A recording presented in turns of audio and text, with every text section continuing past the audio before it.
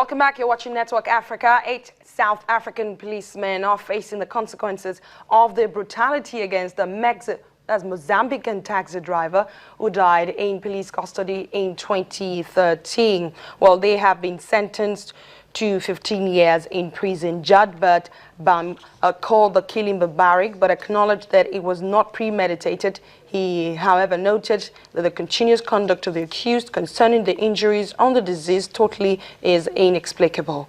Mido Masia was killed in 2013 when officers tied him to the back of a police van by his arms before driving off. He was found in a pool of blood in police custody.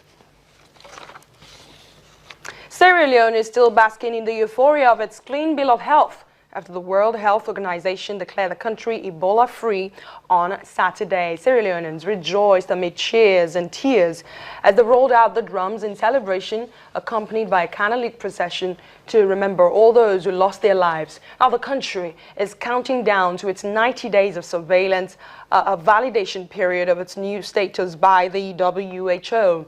Well, the road to recovery is still very long because, as you would recall, Sierra Leone lost a lot of its health workers, children, and also mothers, including the fact that the crisis affected its economy.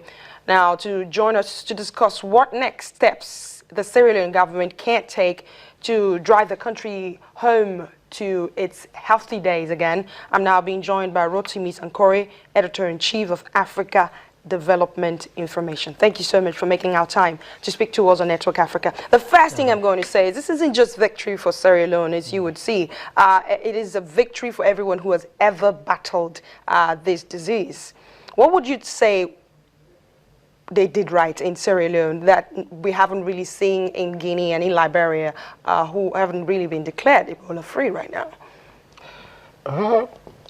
Well, in Sierra Leone, the government did quite a lot of things right, but it's important for us not to forget that the success is largely based on a heavy importation of human resources and equipment by a whole load of development partners, the CDC, the WHO, Doctors Without Borders, the African Union, the Africa Volunteer Force, and that's not really how to fight epidemics. You stop it before it starts, not when it starts. Then you start importing a whole lot of human resources and equipment, which is not sustainable because those people have to leave, and then they leave you in a worse state than you were when the epidemic hit. So Sierra Leone has lost 221 health workers in a country that has only a few hundred doctors. Now let's talk about the health indicators, which of course would have been, I'm talking about the parents that were lost and likes. How do you expect the government, I mean the people, not just parents, the children, the mothers, the health workers, the economy that was affected, a lot of things happened to Sierra Leone, and the government is trying to rebuild, throughout those 90 days, and of course, eventually. My point here is, what is Sierra Leone supposed to be doing right now to make sure that these development indicators, excuse me, are built up again back to the days where Sierra Leone used to be strong and healthy? Well, I mean, the first thing is Sierra Leone was never strong and healthy, which is why it was hit so hard by Ebola. I mean, let's not forget, this is the country with the worst maternal health indicators on the planet. More women die giving birth in Sierra Leone than any other country what can they start doing in the world. Yeah, so what they need to do is what they didn't do prior to Ebola, and then they need to speed it up big time.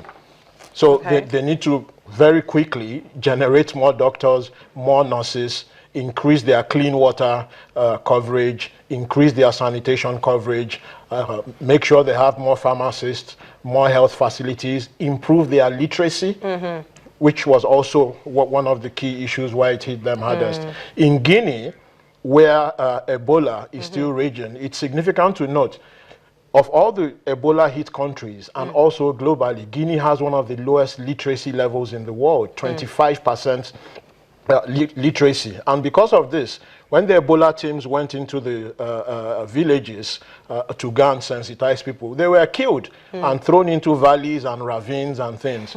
So, you know, these are things you don't immediately associate with Ebola, but when epidemics hit, then suddenly all those things start to become very important. All right. Thank you so much. Mr. Rotimi Sankari has done a lot of research on these countries, Ebola-stricken countries, and now Sierra Leone, Guinea and Liberia will be learning a few lessons from here We hope so that they can get out all the epidemic. Well, that's all we have time for on Network Africa today. Thank you so much for watching. I was going to ask you a question before I let you go, but I will do that tomorrow. Thank you so much for watching the program. I am Adeshewa Josh, and I'll see you tomorrow.